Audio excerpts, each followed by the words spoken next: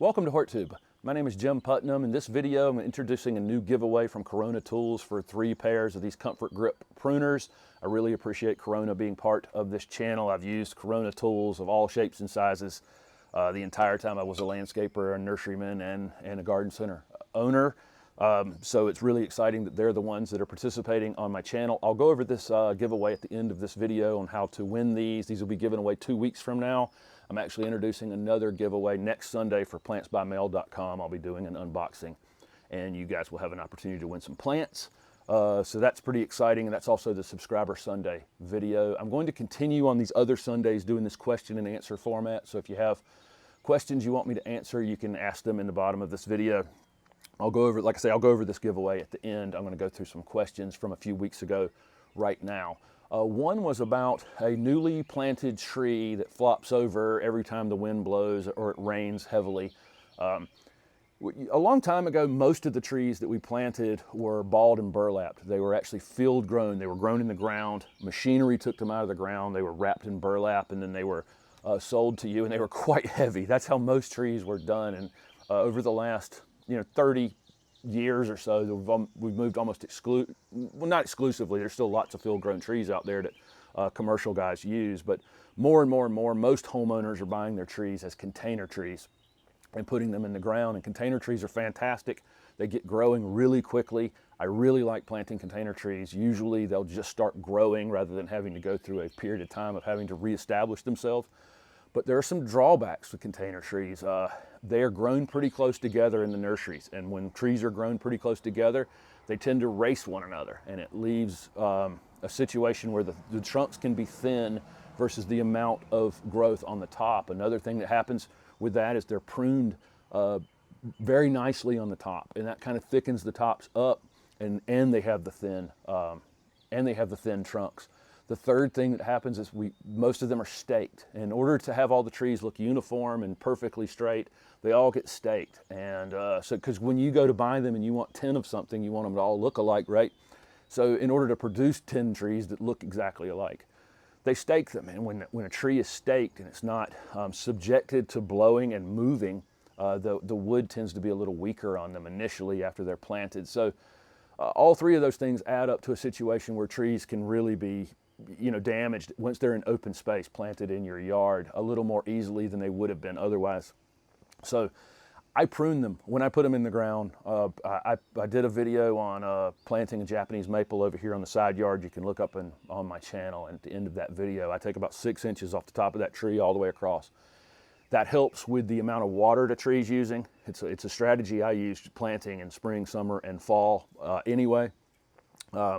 And it also helps with the weight of the top of the tree, allowing that tree to establish itself. You need to leave them staked for some period of time, but we want to get the stakes off of them as quick as possible because we really want them to start to be exposed to a little bit of that movement and really start to thicken up and toughen up. But you need to hold the top back a little bit to allow the bottom to catch up. Long answer for a short question. Somebody asked me about chlorosis on hydrangeas. Chlorosis is an iron deficiency condition where the new foliage on plants are yellow, but you can still see the veins inside the leaf. That's chlorosis. It happens a lot in alkaline soils. This is not an actual iron deficiency. It's an iron deficiency in the plant, but it's typically not an iron deficiency in the soil. The soil probably has enough iron, but the plant can't access it because the pH is off. This is back to a question I answered last week. A lot of this is chemistry. And plants, I did a video on why pH is so important. If you look that up on my channel, it looks like I look like a terrible teacher, but I think I make my point in that video about why pH is so important. Hydrangeas are acid-loving plants. Most acid-loving plants are heavy iron feeders, and iron is most available when the pH is acid, when the pH is kind of low. Blueberries are just huge iron feeders. They like pH somewhere in like around 4.5 to 5. That's the main area where iron can most easily be taken up by the plant.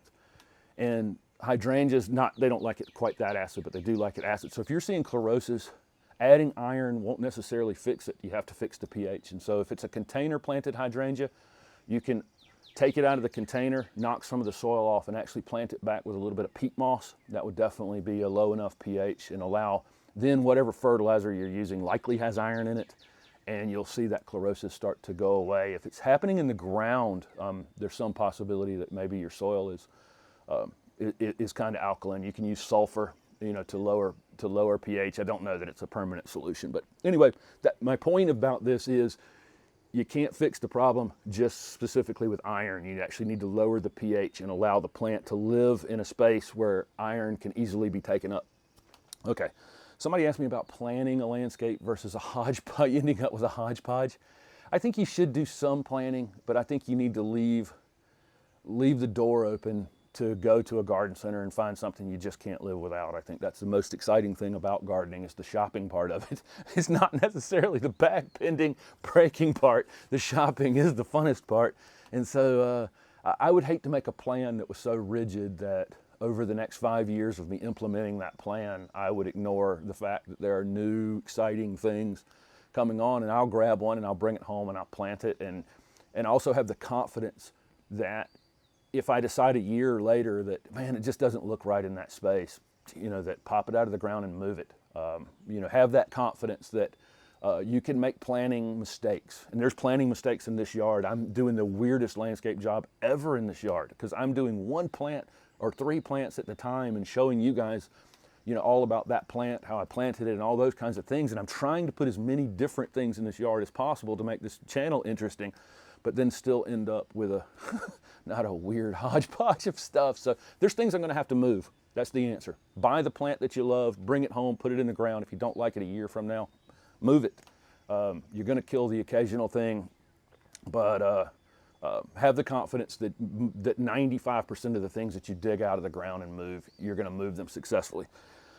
Okay, I get a lot of drainage questions, and drainage issues are difficult in the landscape, and there's lots of subdivisions now where somebody gets dumped on from the water because the houses are so close together and the lots are so small that the water, the roofs and the sidewalks and the driveways are really dumping lots and lots of water, and somebody in the neighborhood has got a backyard that's really, really soggy.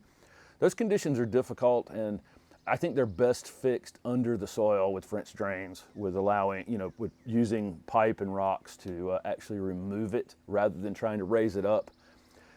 Here's the thing about plants that like wet feet. This is a tricky part. There are lots of plants that like wet feet that don't like to be planted in wet spaces.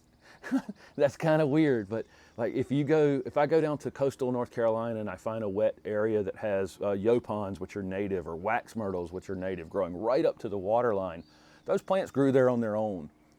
I suspect if I went and dug a hole and planted one that I had grown in a container in that space, it'd just die. It would be too wet for it and it would die, but for whatever reason, it came up in that space and it does fine. Planting it in that space, not so much, and so that's it's not a great choice. Drain it from underneath is your best choice, or raise it up if you can, but that's probably more expensive. I get a lot of weeding questions. Nut sedge is one that comes up a lot. Nut sedge is very tough. I had something I bought last year came with some nut sedge. Nut sedge is a grass-looking weed that gets a little cluster of seed, a little seed head on the top of it. It's a really difficult weed to control once it gets going. It has a tap root, so that whole tap root has to be pulled out in order to eliminate it. You won't know I have a nut sedge problem because I'm on top of it weekly pretty much. Every single one I see coming up from it, they're gone. I'm never letting that come to seed. I have to eliminate it. If you ever let it come to seed again, it's like a starting over. It's like you're restarting over. I have less and less weeds in this yard pretty much every year. I have the west side of my lot blocked with woods. I have the north side of my lot blocked with screening plants, and that's where most of my weed seeds would blow in from. And then I stay on top of all of my other weeding constantly. And so I'm not allowing anything to come to seed here. I use this shuffle hoe pretty much exclusively. I've never shown this on here, but I consider weed problems to be weed problems when the weeds are this tall, when they've barely germinated. If you ever let them get bigger than that, then this tool doesn't work very well. This tool basically decapitates your weeds. You can do that to a very small weed and kill it. If the weed has been established at all, decapitating it won't do anything. The roots will just come right back from the plant, and then you're in a situation where you're spraying or pulling big weeds, that kind of thing. So I go through with a shovel hoe, gosh, about once every 2 weeks probably. My vegetable garden is most prone to weed problems because I'm turning the soil over more in that space. But having one of those on hand is a great tool. If you have nut sedge, really the only way to control it is either through chemicals or through doing what I'm doing, which is when it's 2 inches tall and I see it, I'm pulling them immediately when I can get them. And the number of plants will drop off over time. It may take me 2 years that seed is viable for a very long period of time. So what I did initially, I got probably 50% of the seed came up last spring. And then this spring I've seen another 25%, but there's still more seed there. It'll come up probably for the next 2 or 3 years. I just can never let it come to seed, or it's just gonna be like starting over again. That's how that's going to happen.